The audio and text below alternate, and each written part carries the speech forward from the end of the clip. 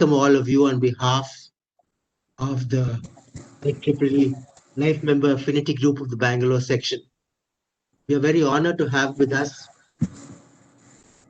Professor Solomon Darwin, who is the Executive Director for the Center for Growth Markets at the Haas School of Business at the University of California, Berkeley. He is a visionary leader of the Smart Village movement, and he has published 4 major publication books in this field. Darwin has degrees from San Francisco State University and Golden Gate University on the west coast of the US, and he has a master's degree from Harvard University School of Business, Graduate School of Business. He has rich experience in both the academic world and in the business world.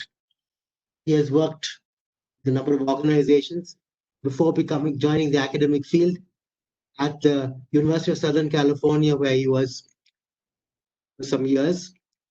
And then he moved within California to the University of California, Berkeley, where he is now a senior member of the faculty. He has a wide range of publications in a variety of well-known journals, and he has published widely. He has had visiting professorships at many universities in various parts of the world. He has maintained his contacts with his native country of India, especially the Andhra Pradesh, and he has a very active research collaboration on smart villages with them. Mr. Darwin, we are really glad to have you with us. I'm looking forward to enjoying your talk. So good. It's so good to be here this morning. It's morning for me here in San Francisco. You may have heard the news that California is burning, and I thought I may not be able to make it to this call this morning because even Berkeley got an alert that we might be vacated because of the high winds. But I'm glad I could make it, and I know it's evening time for you. Hopefully we can keep this interactive, but I would like to give a short presentation about what I'm doing in India. I grew up in India till I was 16 years of age, and then I moved to the United States with my father and my parents. My father is a scientist here at Scripps Institute of Oceanography in San Diego, California. He's a marine biologist. So we came, and then ever since I stayed here. But I visit India often, and now I'm more involved with the Indian government, and we'll talk a little bit about that. So it is so good to have you this morning. And let me see if I can share my screen. Let's see. I think share screen.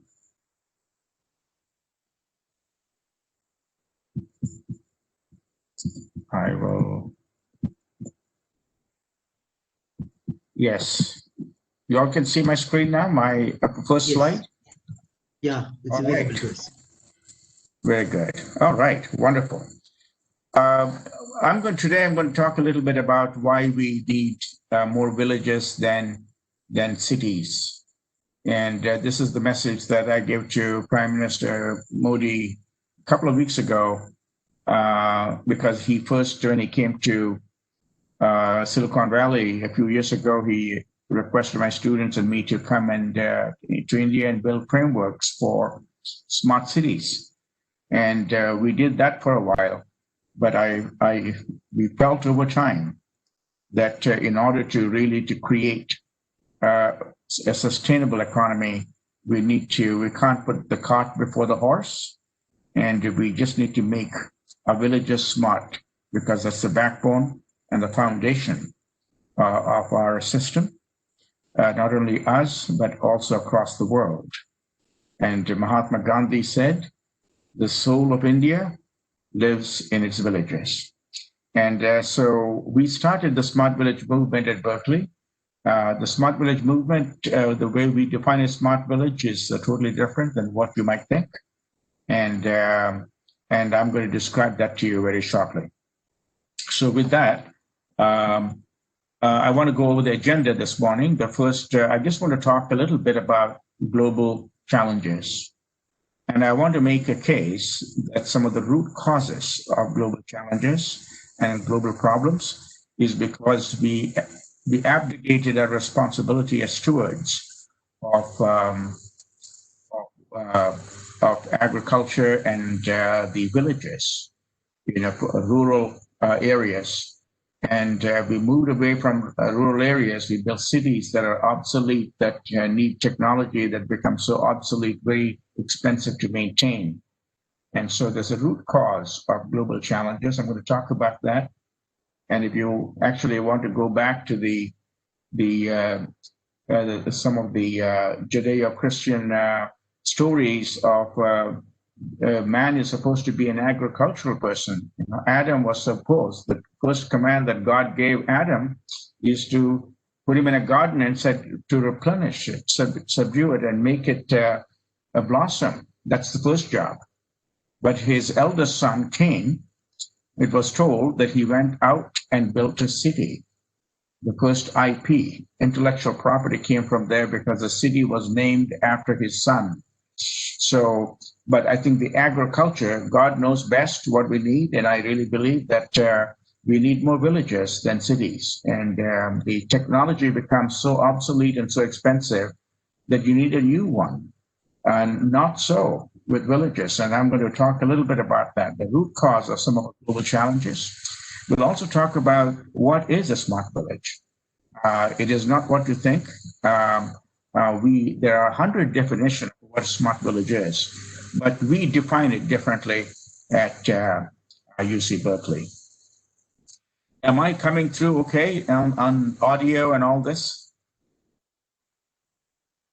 Someone? Everything is good. All right. Please let me know. The third thing I want to talk about is the approach to smart villages. Okay.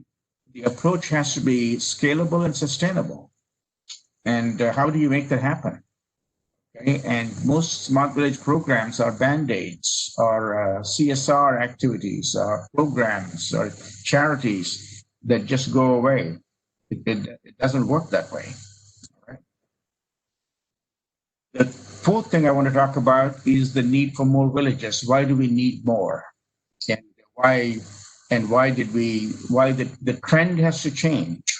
And we have seen this happen when in the COVID-19 taught us that people from millions of people all over India walk back to their village. You see, you might be sitting in buildings and the food doesn't come there.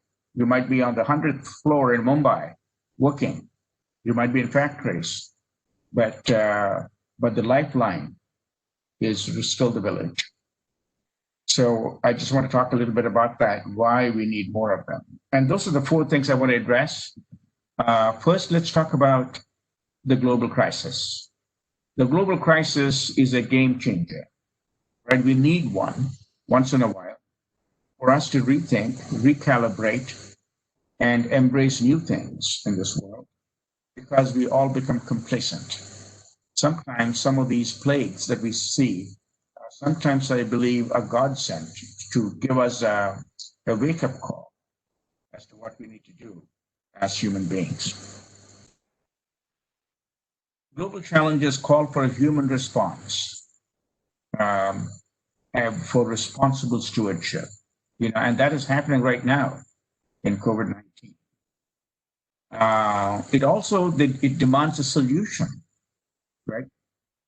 Global crisis demands a solution. Right now, so many scientists are working all over the world to get this vaccine going and doing it fast, breaking all the rules and regulations and red tape to make it happen, right? Demand a solution. It stimulates human creativity. Number three, it creates opportunities to expand markets, to make us more sustainable as people and our businesses sustainable. Number four, it requires collaboration, build ecosystems through open innovation. I'm going to talk a little bit about open innovation later on. People don't naturally like to collaborate. They are their own people. They work in silos. Even at the greatest universities in the world, people don't want to go across disciplines. Companies don't want to collaborate. But a crisis brings us together, and it requires collaboration. That's happening right now. And the only time we will not fight war, we don't fight against each other, is when the Martians come to attack us. Then we don't care whether you're Russian or Chinese, we all combine forces. So it requires collaboration in ecosystems. So these are some of the global problems that are persisting. One is that will continue to persist even after post-COVID. One is poverty. 6 billion people in the world are poor. That's 80% of the world. 3.4 billion people struggle to meet basic needs, right? According to World Bank. These people are hidden in villages, in rural areas, in rural communities. We have 650,000 villages in India where people live, right? And 1 million in China. I'm also working with China, doing prototypes there in smart villages. And there's a big gap in inequality. The gap between the rich and the poor is growing. It's a global phenomenon. Urban migration is contributing to this gap. And globalization is reducing the bargaining power of the unskilled worker. And that's not a good sign. You know, there's no sense in many of the villagers going into Mumbai and Delhi and Gurgaon and living in slums and working as slaves. That's not a great living. Or the wife working in Dubai or Abu Dhabi and leaving the family home. And, that's not a good situation either. The urbanization, number 3, is increasing population is causing congestion, high crime, waste, slums, health hazards, loss of plant life, animal life is displaced, and the habitat for food sources is also disappearing. So there are diseconomies of scale. The cities in the beginning create economies of scale, but after they become wasteful and they go beyond a certain size, there's diseconomies of scale because the structure cannot support it and it falls on its own weight. High cost of the environmental bill. We ruin the planet in the process, our Mother Earth. So the other thing is we do not know how to handle these unanticipated crises because we are also preoccupied in making money and not really having a healthy outlook. So there's a lack of preparedness to handle a crisis. And we become so dependent on technology, it becomes a trap rather than a salvation. But we fall into this trap. When they told me this morning, last night, that the power would be turned off, I said, that I won't have a cell phone, I won't have my microwave, I can't do anything. You see, it's a technology trap because we became so dependent on it. And so technology is not a salvation all the time. It's a trap. So this is a professor at Berkeley. He's right next door to me. He's an economist, and Samuel Saez from UC Berkeley, he said there's a big gap between the rich and the rich 0.1% take in 188 times more as the bottom 90%. And you can see that is not a good thing that's happening in this world. And also the gap is not only big, but it is also widening. See, we were much better off in 1960s and 1970s. Even 1979 and 1983, we're okay. But ever since then, how could all this education and advancement in technology, how come we're not able to close that gap even much tighter? It is widening, and that is not good. And it is also worsening. It's widening and worsening because you can see from 1950 to 1920, people were not better off. The productivity is going up. People are working like slaves. We are busier than ever, like ants, but our wages haven't gone up. That's not good, right? So the gap, and it's global, right?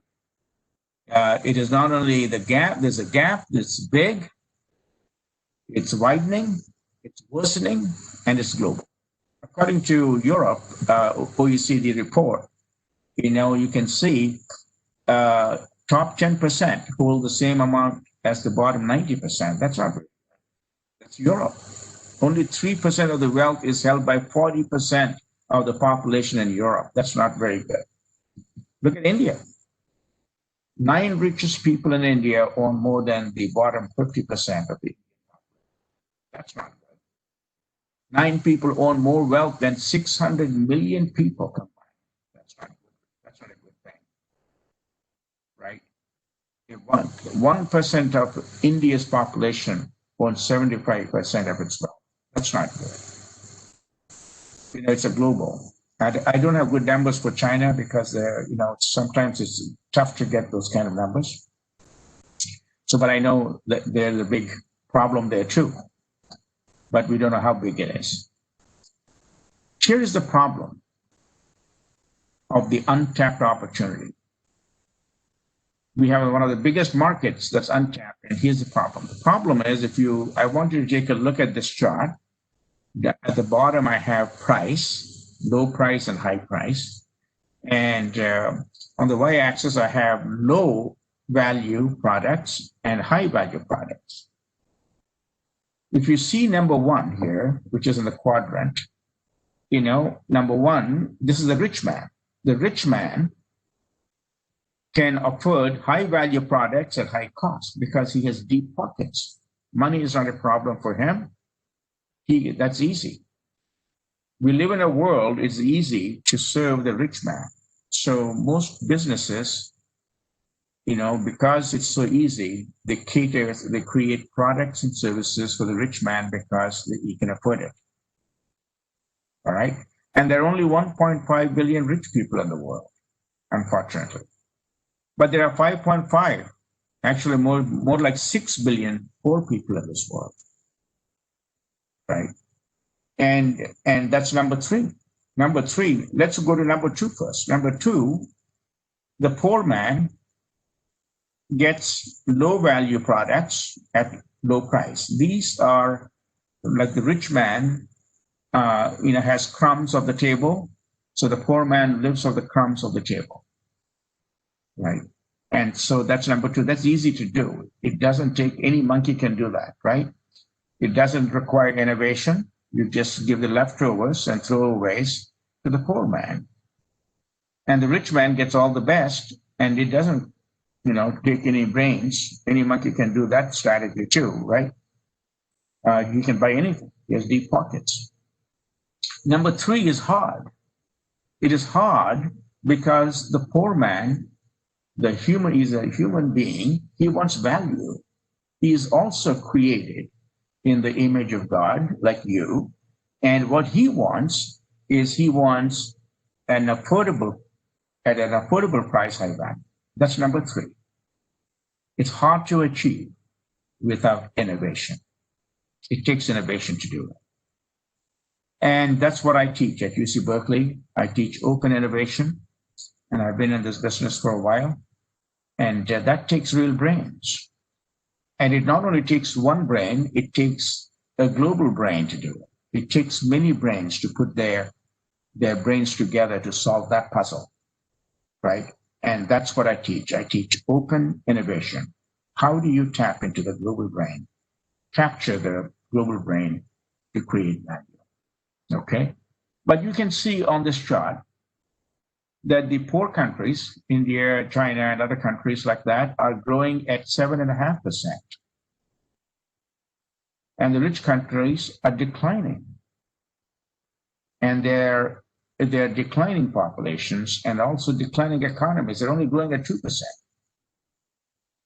So if it doesn't take any brains to figure out that you want to go as a business where the growth is, You want to serve majority of the people on earth.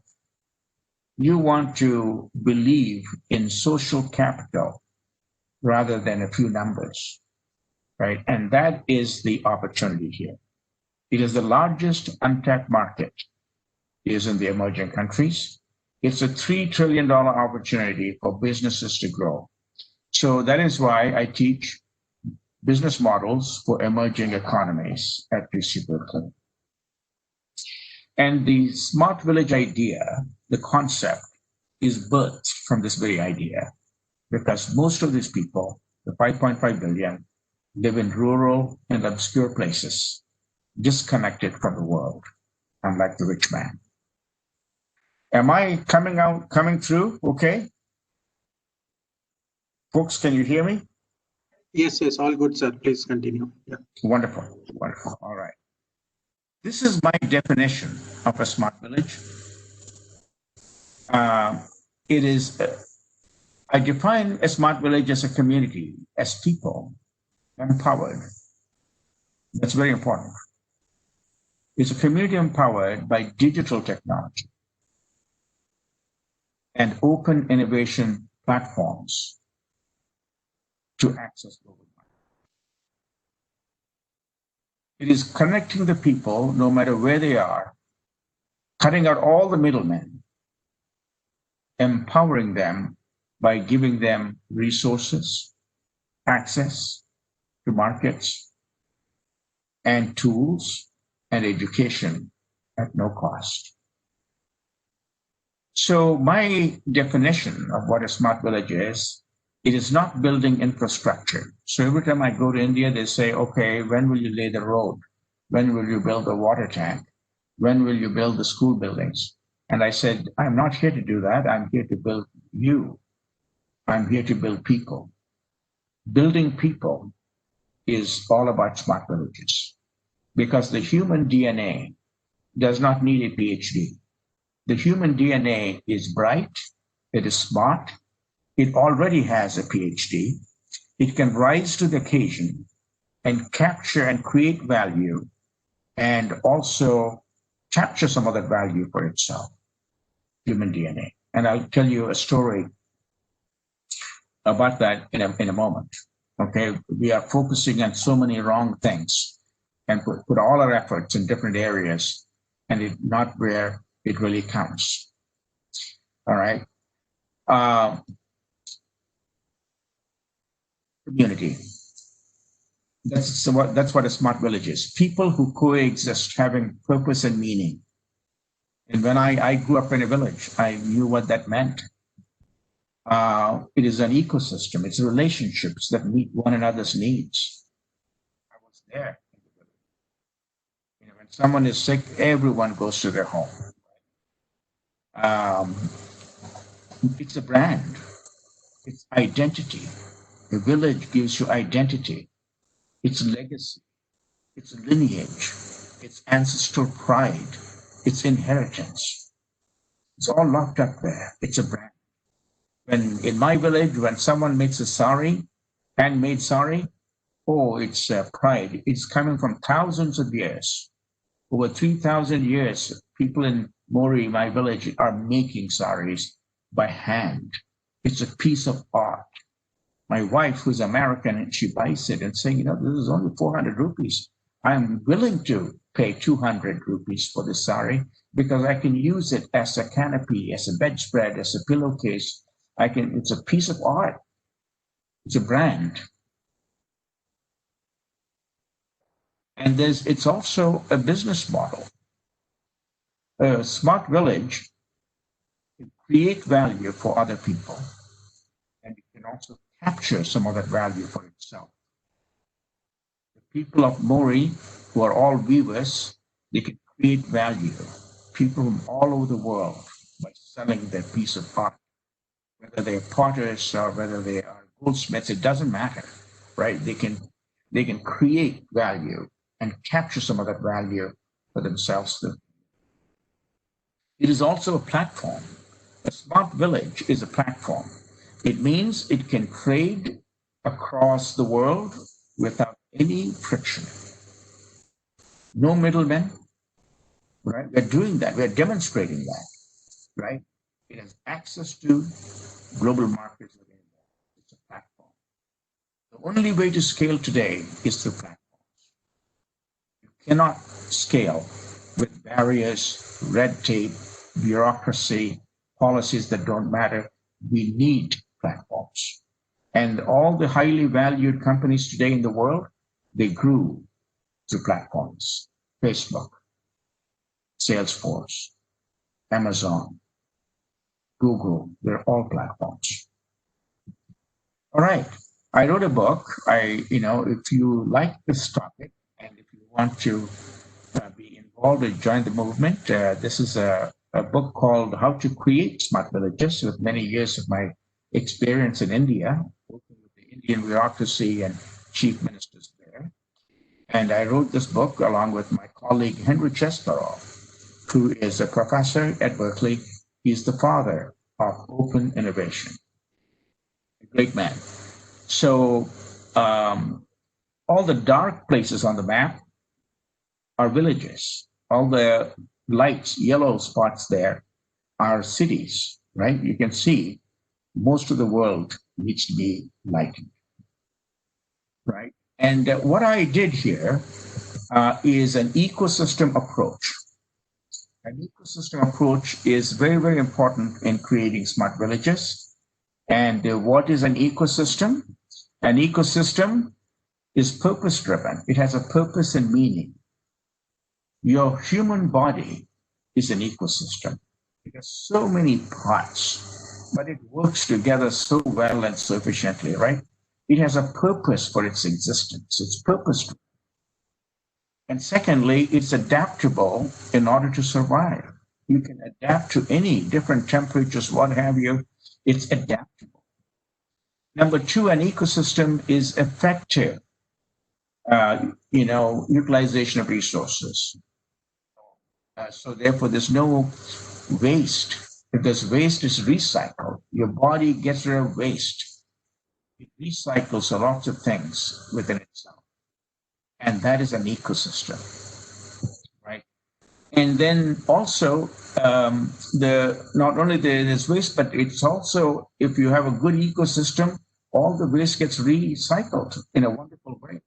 And that's how God made our human bodies. I think we just need to replicate, what the Creator has done for us, and create business models based on the same approach. We can't outbeat God because He's a great economist, right? And also number five, it's constantly evolving to thrive. An ecosystem continually evolves, gets better to thrive. And the baby grows older and it evolves to become a adult, a teenager, an adult, and so on. So, right? To thrive. Number six, an ecosystem, there's new knowledge that's being created, new information that's coming through to build itself and to sustain itself. Otherwise, it becomes stale, it becomes old, right? So that's the other thing. That is an ecosystem. So we believe smart villages have to be ecosystems. If they're not, they cannot scale, they cannot be sustained. Lastly, they're interdependent service networks. Your liver, your lung, your spleen, they're all connected. Cannot live without one another. It's a network that taps and supports and serve one another in the diversity to keep it. So they're interdependent. They're independent in the sense that they're separate things, but they're interdependent to serve one another. And that's very, very important in this network of smart villages, the design of smart villages. Networks, in my case, that I have been working in India with the smart villages, my network consists of three components. I call it the triple helix. The first one is the government. I cannot really move forward unless I work with the government. I have to have an MOU with the chief minister of the state. I had to work with three, Mr. Naidu from Andhra. Right now I'm working Conrad Sangma from Meghalaya, with his take in the villages there, and Prema Khandu from Arunachal Pradesh. That's a network that I need to use. The other thing I also need to work with are universities. Universities create knowledge, new ideas, new knowledge is being created. Not necessarily at Berkeley, but all over the world. Berkeley network extends all over. We work with several hundred universities and the professors, and we co-publish with them. Knowledge is being cross-pollinated all the time. That is why we, as you know, we win a lot of Nobel Prizes, right? There are more Nobel Prizes won at UC Berkeley than at any other university in the world today. Knowledge creators, because we work with everybody. You know, knowledge is not in one place. Then the other network we use are businesses. We work with many Silicon Valley companies. I work with 40 companies right here, and I leverage all of those. So the network, the knowledge has to flow across all of this, and they have to work together in order to make it. So a little illustration here about an ecosystem. Here's an Indian farmer who's dying. The suicide rate of Indian farmers is the highest in the world because for good reasons, right? And the reasons that no one wants to really, step up to solve it. And when Bill Gates came to India, to Visakhapatnam, I think 2 years ago, he asked us to do the survey on, and also to do a white paper on why there's so much debt among farmers. And this is why, because of the fact that there are so many problems that the farmers have, because companies don't work together. They don't work together as an ecosystem. They work independently. The seed company wants to sell seeds, and fertilizer company, or and all these different companies, pesticide company, and he becomes a debtor. And the landlord wants, who leases the land, he becomes a debtor to all these people. And the companies are disinterested in his well-being. They're only interested in making money in the short-term view. So there is that debt, right? So in the crop cycle, the impediments are many, right? There's no access. He doesn't have access. All those offerings are isolated offerings. There's complex solutions. No one is educating him. There's cost aggregation. There's lack of transparency. There's no one is bearing the risk. The farmer bears all the risk, and indebtedness. So that is the problem. So we have done, and all of this take time, and all of this kill time, and so eventually the man dies. But instead, we did another survey with 10,000 farmers and said, how do all these companies, if they all work together as one, as an ecosystem, as I described to you? And the farmer in the crop cycle is empowered. Yes, everyone has to give up a lot of the high margins, settle for low margins, but the volume and the sustainability is high. So the benefits of an ecosystem are cost elimination. Costs are completely eliminated, from the ecosystem. Time efficiency, speed to market, risk is shared by all, right? Yield improves because everyone wants a farmer to live. And there's an increased farmer happiness. And also there's data richness, because more data you have, the better equipped you are to do it better the next time around, right? So all those companies said, oh yeah, we like to work together. So that's one experiment, and that's what we're employing right now. Right? And here's what I call the triple helix model. It was first initiated here at Stanford University. And you can see there are three circles here. There's a government circle, there's a university circle, and there's a business side circle.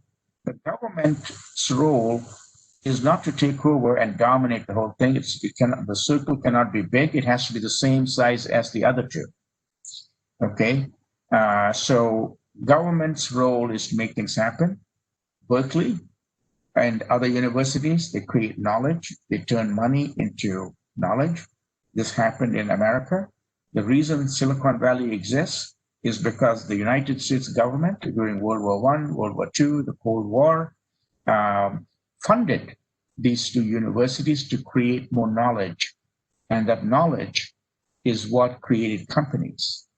And when the war was over, the same knowledge was turned into consumer goods, like radios and televisions and refrigerators and air conditioners and so on. So the Silicon Valley was able to create so many jobs, not only here, but around the world. And in the process, they created jobs, and jobs are taxpayers. That's what it means for the government. So the government get a return on investment when it does the right thing. So this is what I'm trying to also to talk to every chief minister that I meet, and also the Indian government, to say, you know, this is how we need to work. We need to invest in new knowledge creation that gives an edge over anybody else to go and create new businesses, new opportunities, and a better way to do things, right? Triple helix model. And this only works if all those three circles are the same size. If the government is too big, that's why China doesn't work and Russia doesn't work, because sometimes the innovation is not as much there. That's why when they ask me, when they call me to these countries and say, you know, I want you to tell us how we can create a Silicon Valley, I tell them you can't do it. You don't have the mindset to do it. You don't have the structure to do it. All right. So the smart village, we believe that all of this, only way we can scale smart villages is through a platform. We can see in the middle of the triple helix is a heart.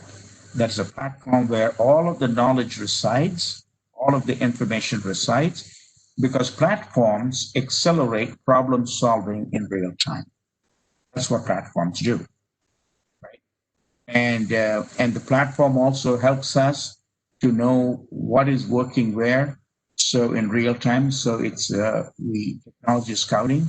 It helps us to accumulate knowledge from capture the global brain. So when one village learns, all villages learn. A village in Africa learns, all villages in India learn, right? Knowledge dissemination, business model innovation. We work on business models at the ground level, at the grassroots level.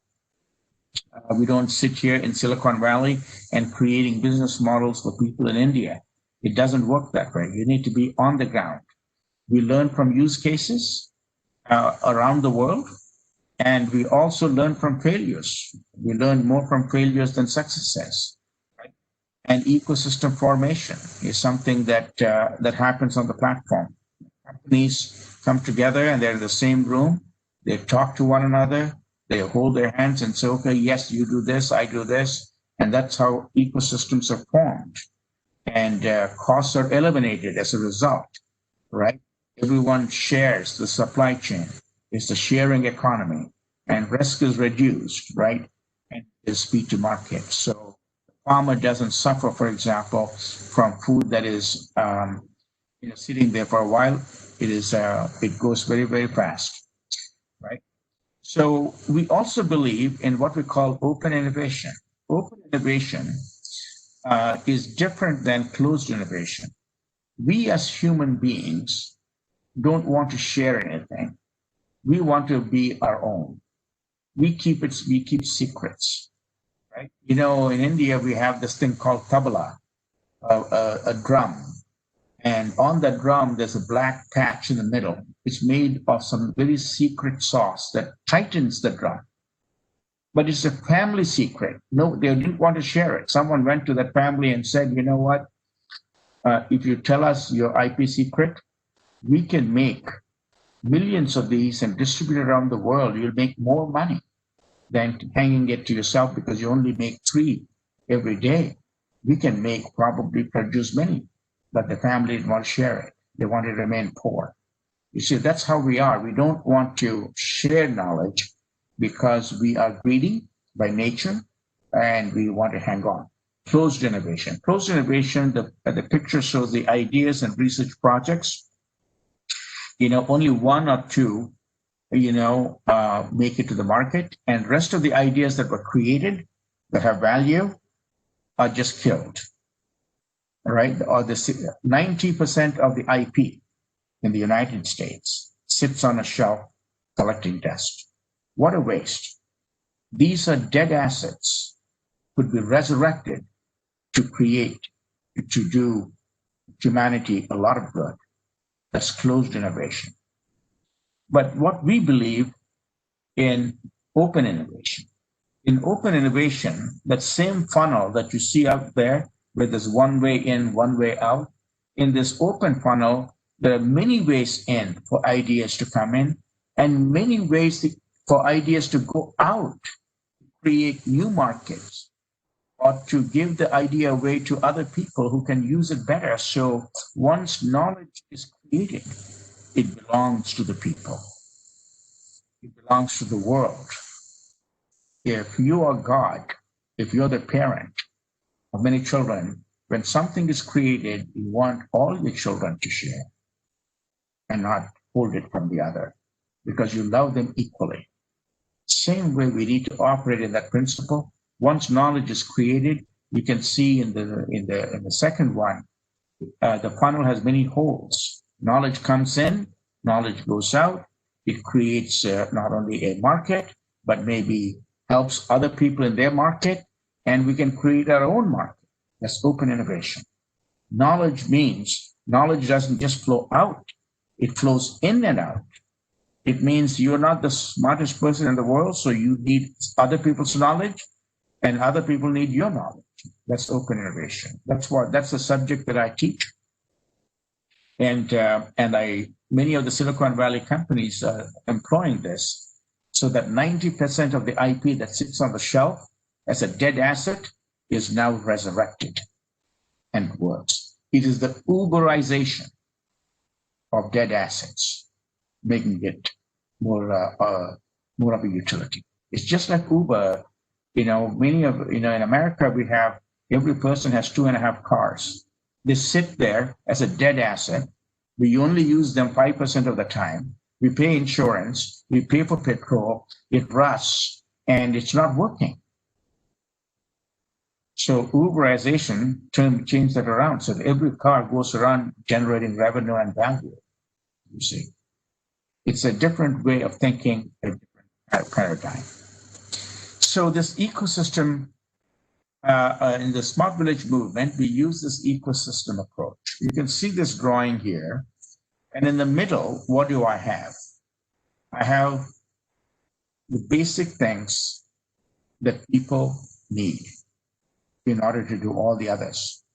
One is they need energy. It's all about energy. Your human body needs energy. When the hunter in the olden days, when he went after a deer, he's going after energy. He wanted the energy in the deer's body into his body. Or going after fruit, eating that fruit there into your body.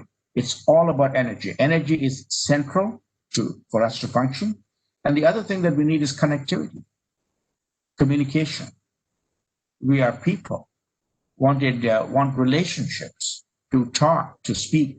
The last thing that people will get rid of in their life before any, is a cell phone. They can live without a car. They can live without many things, but the last thing they want to get rid of is the cell phone, because connectivity is very, very important. So we work with all those companies, Geo, Tata Power, Enel, Indian Oil, Atomic, and all these are solar companies. And then you can see how they're all connected to transportation, farming, healthcare, education, water. They're all dependent on energy and connectivity, housing message. So as an ecosystem, how do I plan to do this in India is in the logistics area, which is transportation. We are working with Hero Cycles. They have e-vehicles now.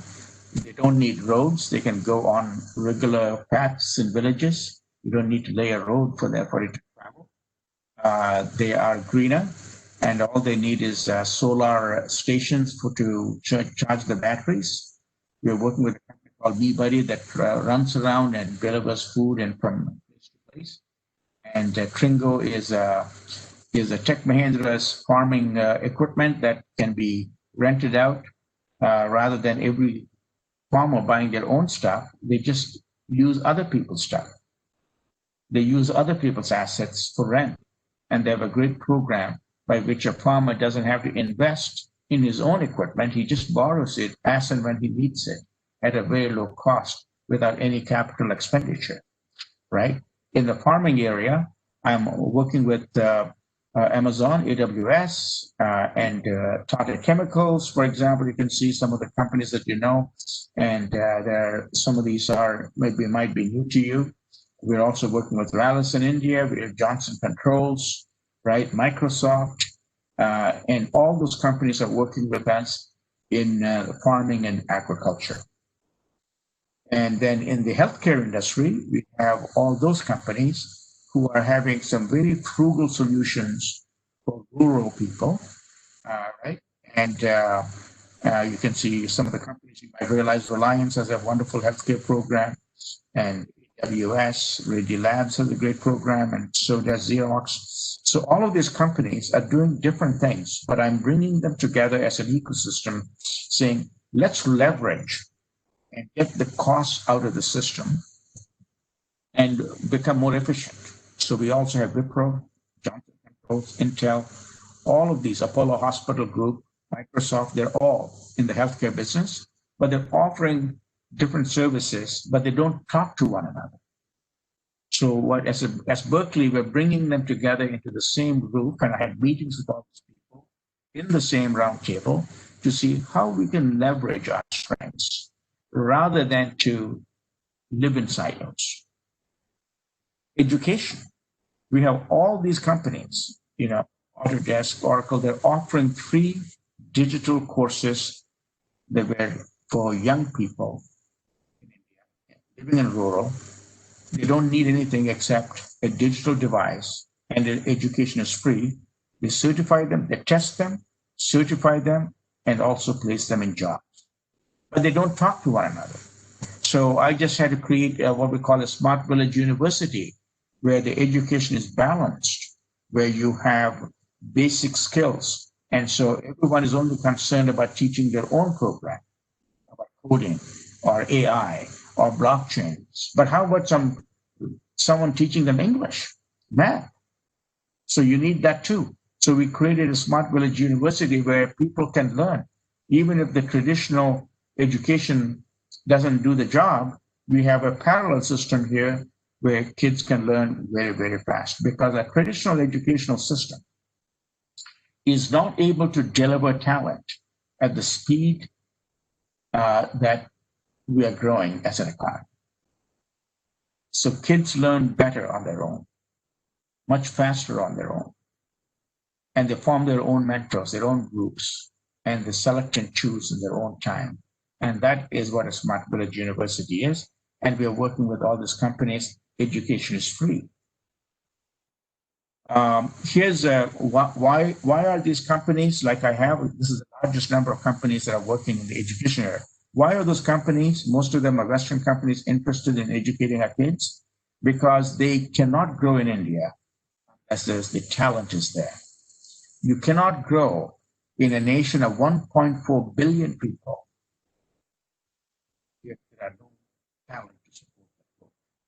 So they have to, out of their own self-interest, they're offering these free programs to develop our kids so that they can rise to the occasion so the economy can grow. The next one here is water and sanitation. We're working with all these companies. There are some great companies that are providing even water at one of the major problems in Arunachal Pradesh and Meghalaya is there's iron, there's arsenic in the groundwater, and it's not good. And it takes a lot of technology to remove it. But I have a company we found, there are 2 or 3 companies that take water from the air and convert it at 2 rupees per gallon, even less. That is the kind of solution we need that needs to scale. Of course, the water is so pure, you need to add some minerals back in order for it to be healthy. So we have housing meaning that we just need something that people can live in, and they need to have some security. And so we're working with those companies there, right? This is the ecosystem approach to smart villages, right? And so I group this into journeys.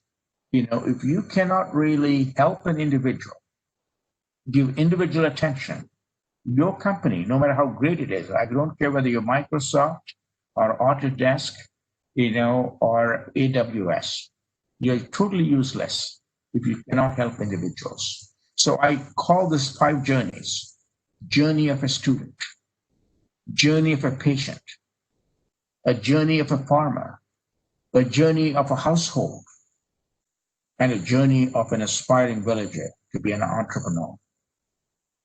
So all these companies have to help in these journeys. Otherwise, their very existence is totally useless.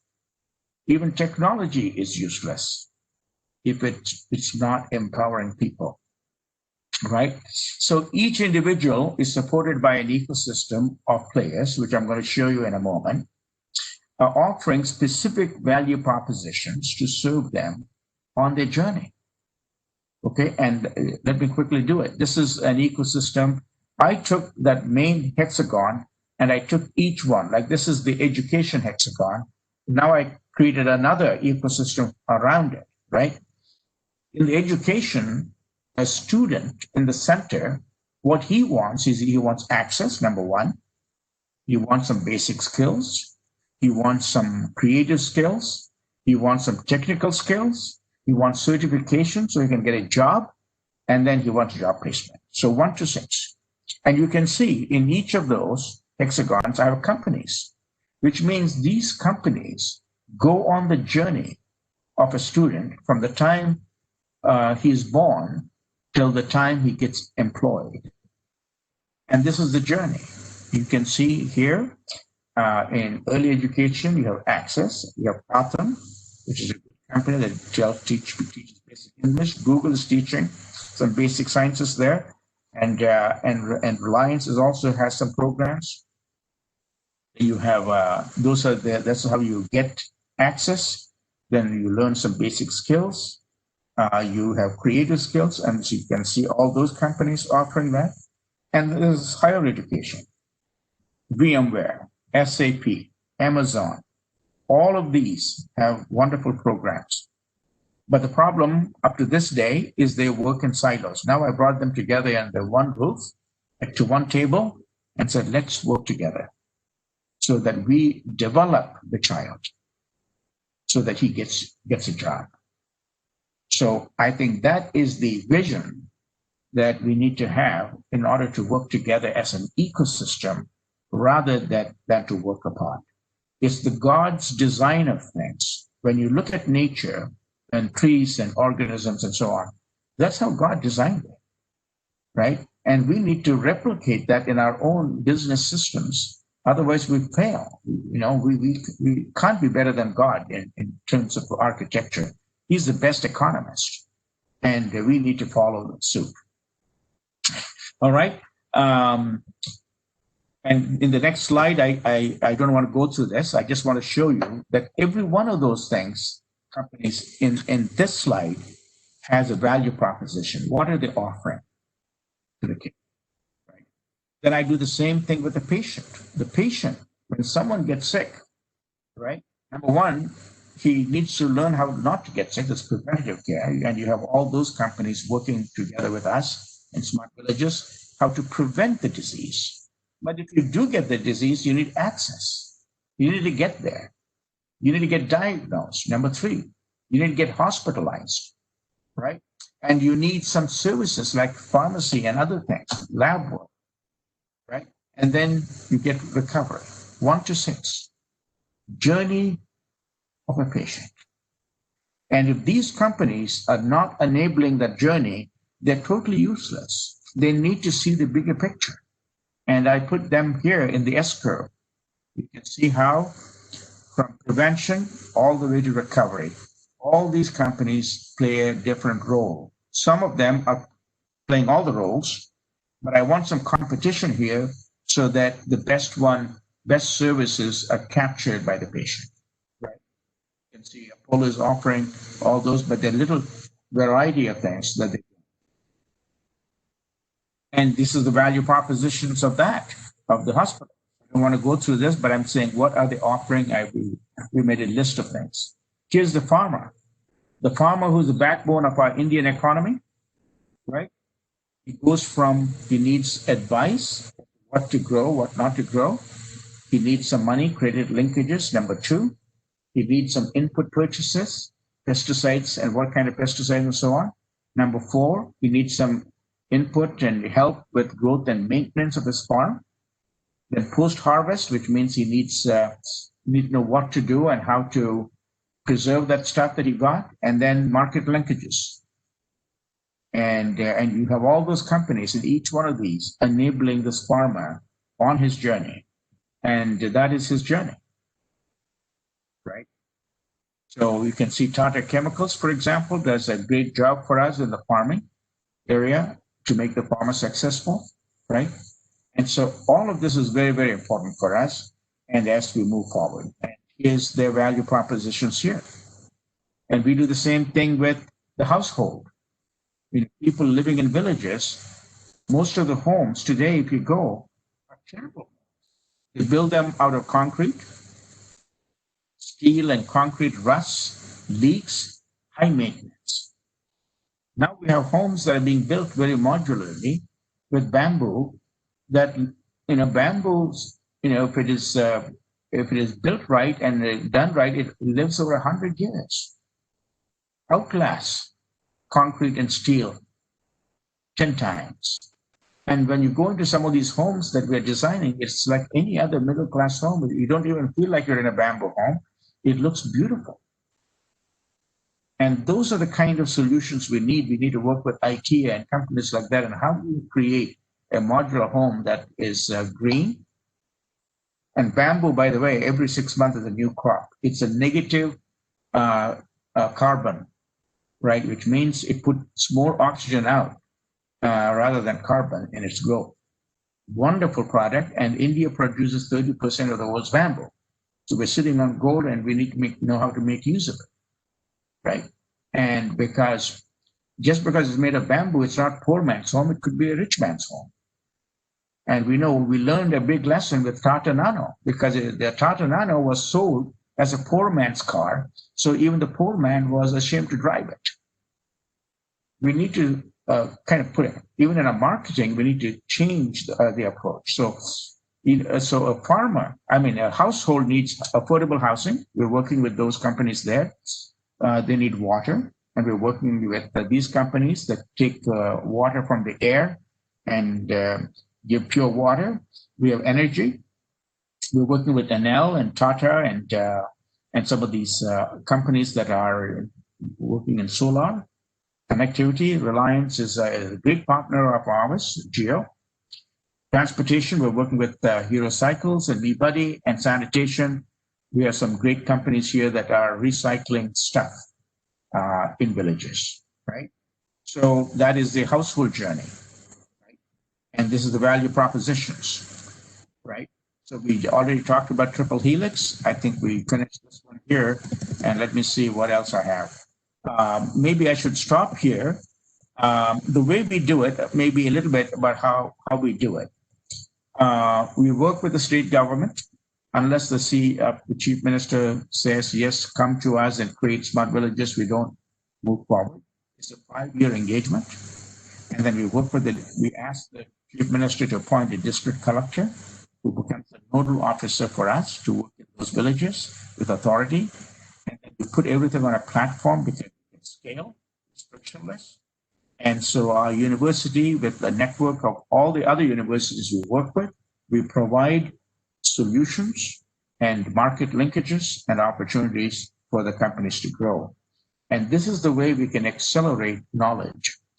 Any business model today need to be built on a knowledge flow, not on a knowledge lake. The knowledge lake, it becomes stale. Today's knowledge is useless tomorrow. So when you build a business model, you need to build it on the flow of knowledge. right? And that's what I teach at Berkeley. And let me see if I can do. So we build capacity on the ground. We understand the pain points of the villagers. We do some technology scouting as to what's relevant. And we introduce these companies, all those companies that I mentioned. We have about 80 companies that are working with us, right? We introduce them so they can come and create business models that we advise on so they can scale, right? And we work in focus areas: energy, healthcare, agriculture, education, safety and security, transportation, livelihood, and water and sanitation. Those are the focus areas. And we deliver to the government a scalable model that they can scale throughout the state. And that's what we do. And let me quickly, when we do a pivoting, let me show this one. This slide is important. Anytime a technology is introduced to a farmer, it may be totally useless to the farmer. Why? Because anytime we build technology here in the Silicon Valley, it has too many bells and too many whistles. The farmer in India may only want one bell, one whistle. If you scale it down, he can afford it. Don't try to sell the iPhone to the farmer, because maybe most of the time he's only using it to make a telephone call.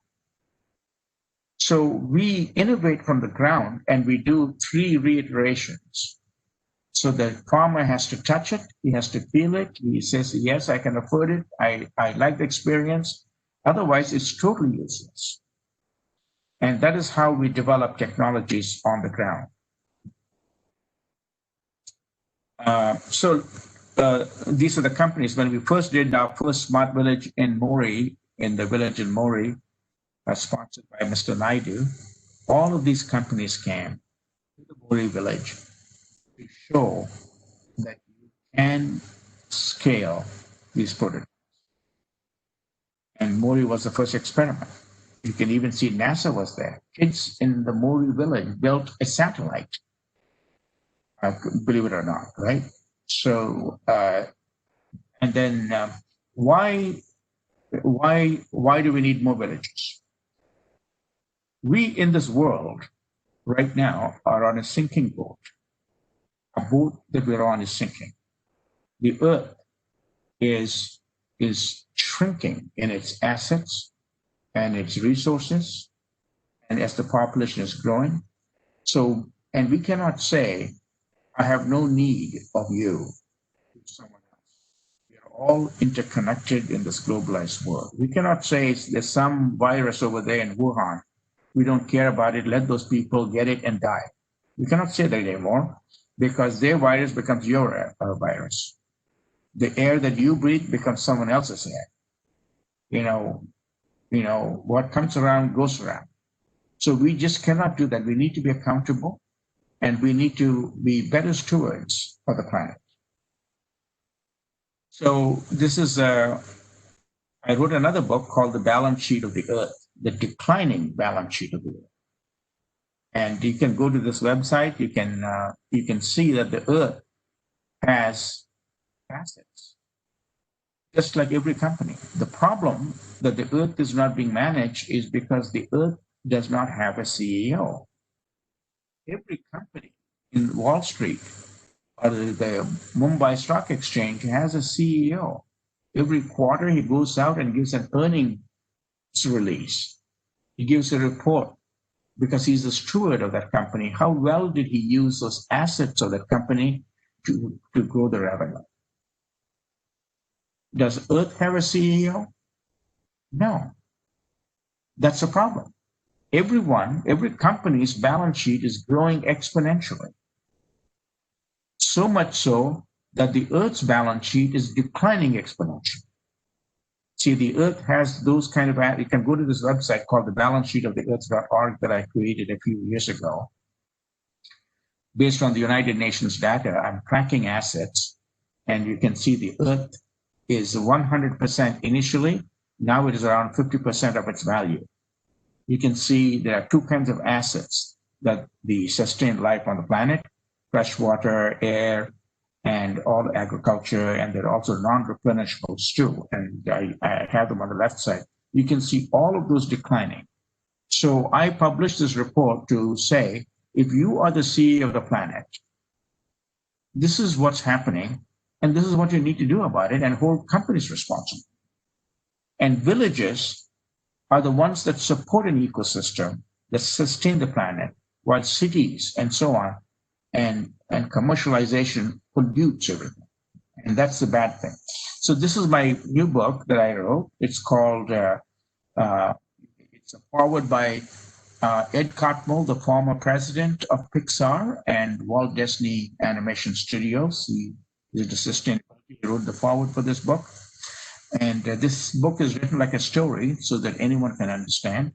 It's a book about how to think like the CEO of the planet, restoring the declining balance sheet of the earth. So if you're interested in sustainability, this book gives you why we need more villages than cities.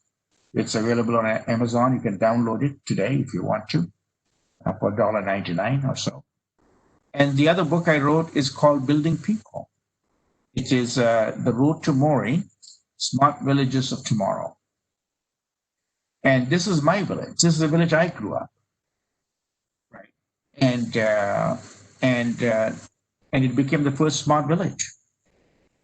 And the other thing is, it's a village that was an untouchable village. Only scavengers lived here. The people who clean dead bodies lived here.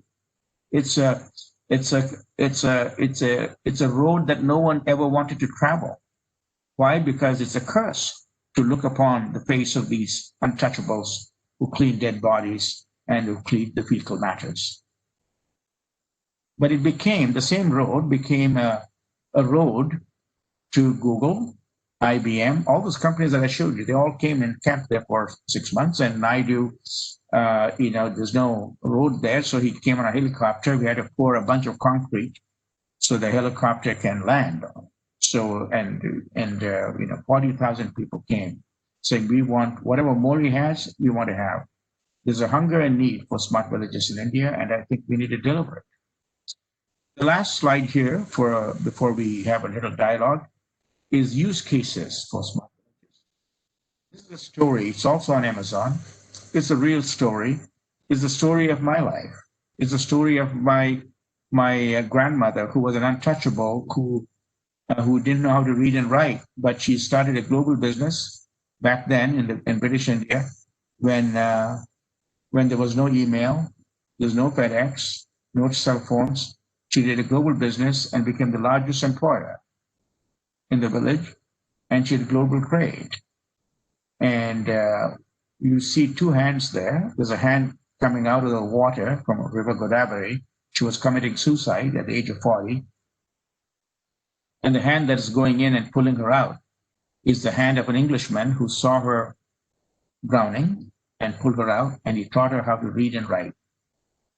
And with that little English, not a PhD, never went to school, but she did a global business with England, Burma, selling and exporting pickles to Burma, selling lace to England, and she got paid in pounds, became the largest employer in the village. With the monies from her business, she educated her son, the first man to get a PhD in South India, my dad, as an untouchable, and he came to the United States. You see, there are some use cases here that you could learn from, which is an inspiration for many people in India. That's why I really believe, when we think about smart villages, we're not looking to educate these people and get them PhDs. Give them access, give them tools, give them information. They will rise to the occasion. All right, I will stop sharing now.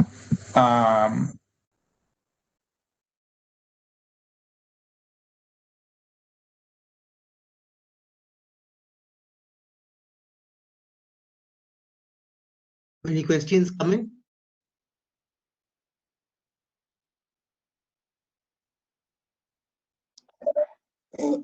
Yes, sir. We have a couple of them. So probably I can read it for Professor Darwin. Yeah.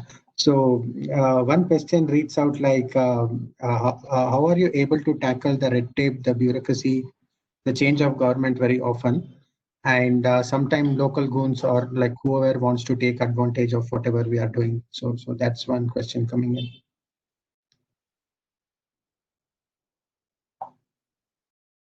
We do when we go into a village or villages, we build social capital. Social capital is more important than financial capital. Social capital means when people come together and they can vote people out of the office using cell phones. We have this, every time I go to a village, I see huge number of women standing in front of me. And I keep asking the question, who are these women and where do they come from and where are the men? They say, oh, these are very highly organized women self-help groups. Today, the MLA or the collector comes to when they call them, because before they used to go and stand in long lines, because now there's so much power in the numbers of these women who now consolidated themselves that social capital is more important than financial capital. And we saw that in the United States when Uber and Airbnb, when the Attorney General of New York said to Airbnb company, stop doing your business and I'm going to cut off your business completely and file for bankruptcy. The people who are getting the benefits in large numbers, the people who are renting their homes, went in large numbers and told the Attorney General, sir, will you please overturn the law? And he did it. Why? Because there's so many numbers, social capital. And that's how we do it, because it doesn't make any difference who's in the office. But social capital is one. The other thing is we also need to have market linkages that are also dependent. So if you have many companies coming together, see if all those companies that I showed you in the hexagon, about 60 or 80 companies, if all those companies are saying, sending a message to the government saying, this is what we need in order to grow your economy, things change, right? But before we were working in silos, we are divided. Now we are coming together. That is why ecosystems are important. Social capital is important. Alignment for a singleness of vision and oneness of effort is very important. Thank you, Professor Darwin, for that answer. So the next question goes like, how do you think we would take advantage of opportunity to work with the local governments? Or either the question would be like, how would we approach them and convince them of what we are doing? I didn't get that last bit there. How do you convince the local government that they need these services?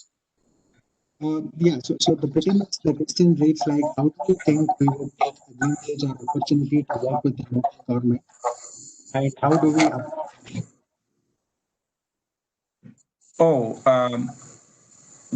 To work with the government, number one, I only work with governments where the chief minister is progressive, who commits resources, who commits his time. Otherwise, I don't go into that state. So, for example, when Naidu invited me, he said, okay, I will sign a 5-year MOU with you. I will have, then I said, well, I need nodal officers. I need every village president to cooperate. And unless you have that agreement up front, you cannot succeed. It's a critical success factor for us. And of course, what I'm selling him is also, if your people are happy and they all will vote for you, if they're unhappy, they won't vote for you. So you really need to make your people happy. In order to do that, you just need to, do the right things in order to make that happen. Thank you, sir. So probably I think we can take this one question, and we also have Dr. Murli who has joined us. then we can open it for discussion.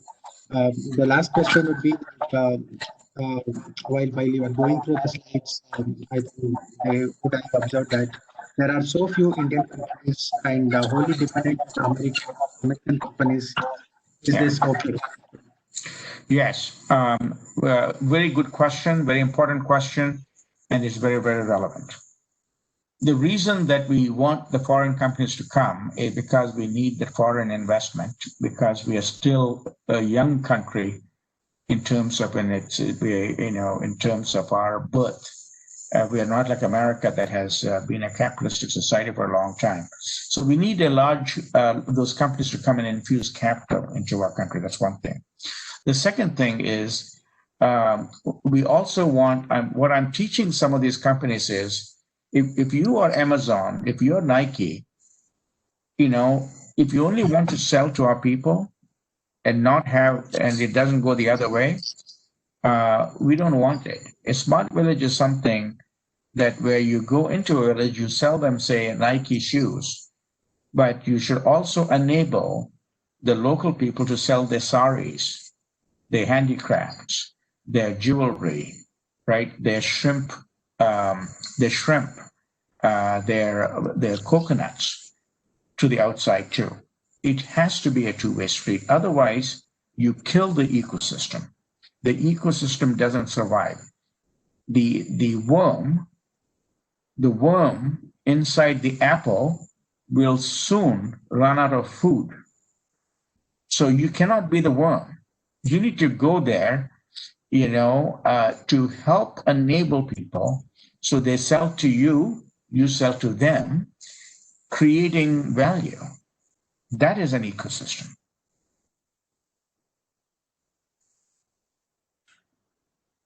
Hello.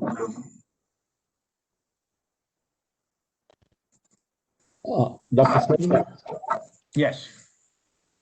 This is Dr. Yeah, I'm Dr. Solomon. Yes.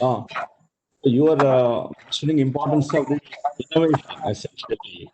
See, essentially, innovation generation, innovation dissemination, and innovation abstraction are the three facets of the innovation as per the understanding from Henry Chesler's book and presentation.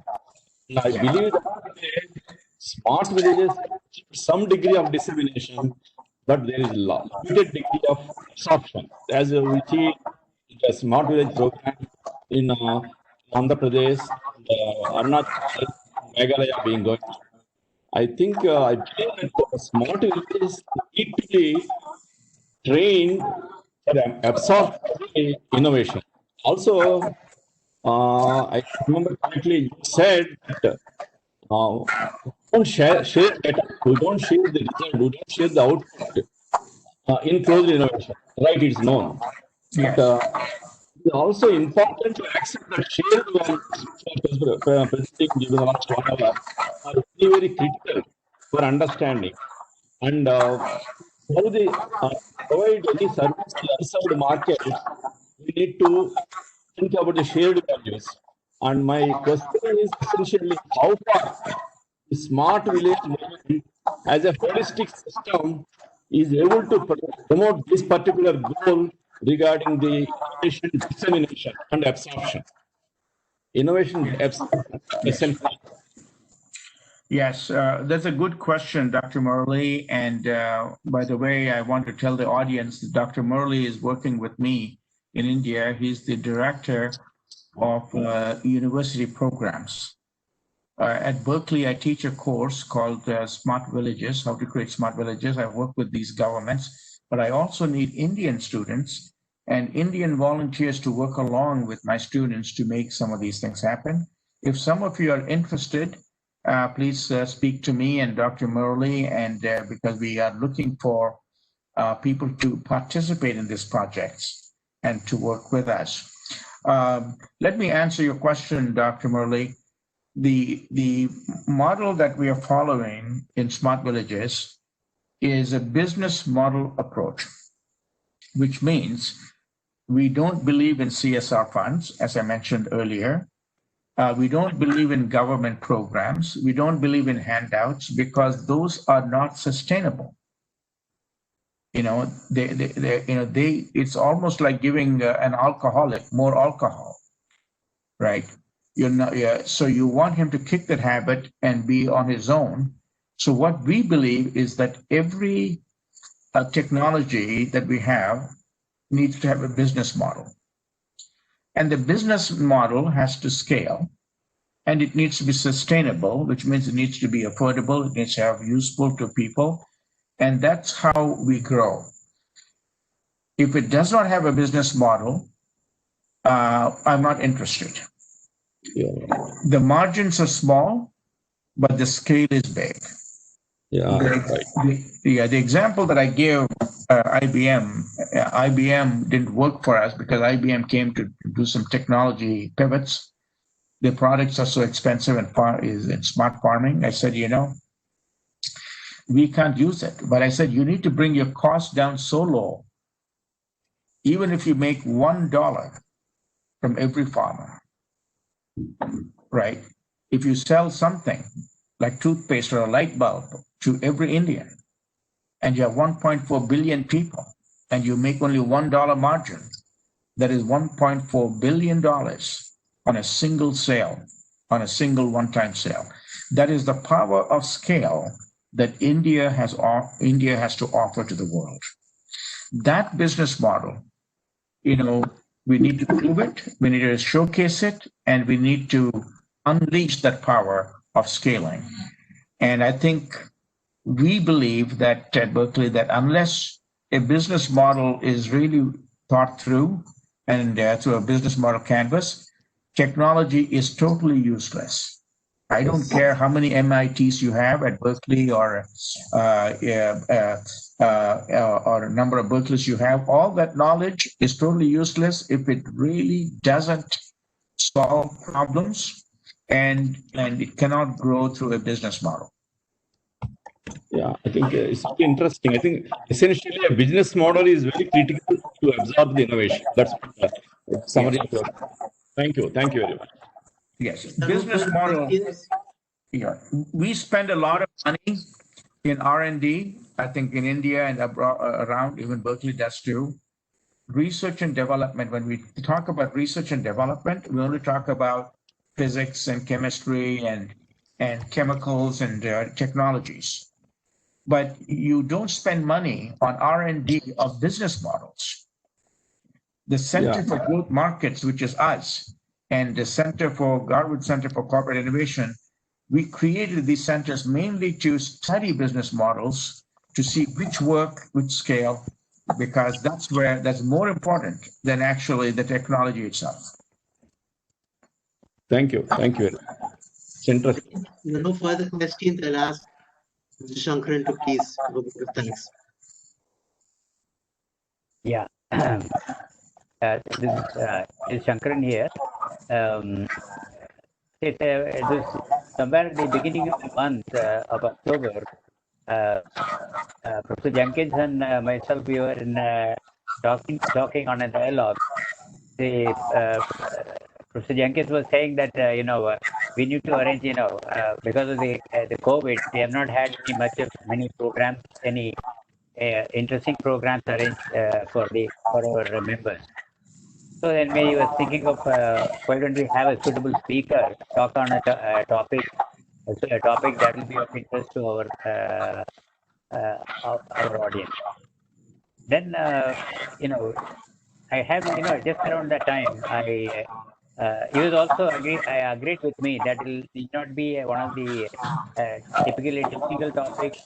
It should be something which the audience should be able to appreciate and without necessarily being highly technical. And just around that time, I happened to hear Mr. Darwin speaking at the Bible Summit, which was arranged by the Government of India on October 2nd. So he was giving his idea of what will make India progress. And what he conveyed in that within just a few minutes of his talk, quite, there was quite attracted me. And then I told Professor Jenkins, I think I can invite Professor Darwin to talk about his concept of smart villages.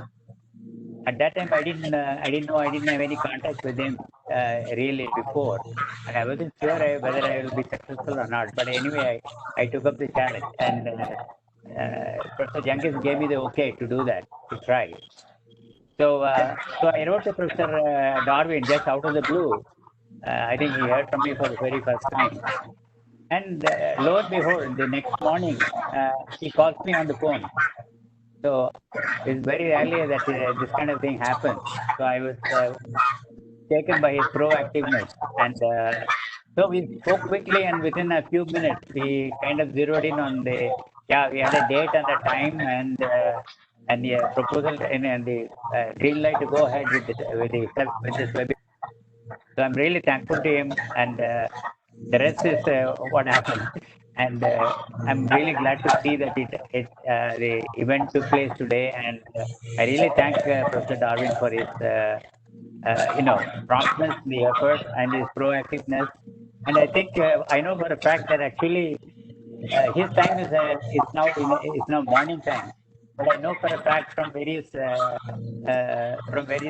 that he did not sleep last night at all. That is, I probably exchanged more emails with him through the night, through his night.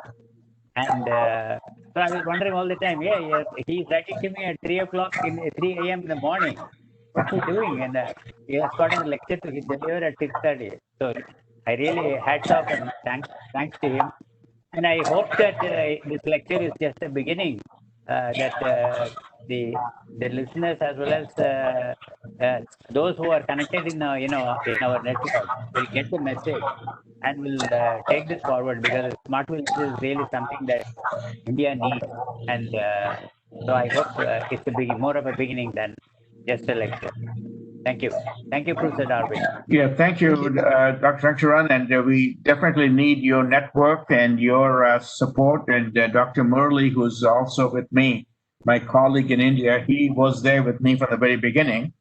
And he has some incredible credentials and a good academic. And if I think you passed on to me the directors of IIM Bangalore and IIIT Bangalore, and I think he's already started working with them. So I think maybe as a Berkeley and some of your students and your network, we can work together. I think the young people are really essential to move this movement forward. And thank you again. And Lawrence Jenkins, sir, thank you so much. It's good to see you. Yeah, I'm glad to see you too.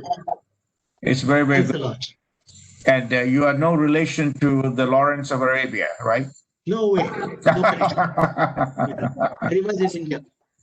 No, that's great. And just as you are not related to the Solomon, King Solomon.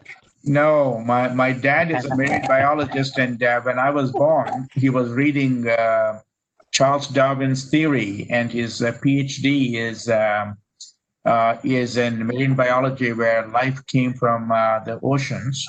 And when I was born, he named me Charles Darwin, actually. And later, actually, I was born with that name because it's in the middle of his PhD thesis. And that's the history of my name there. And you read about him in my book. I wrote a little chapter there, a couple of chapters on his life. Good. Thank you so much.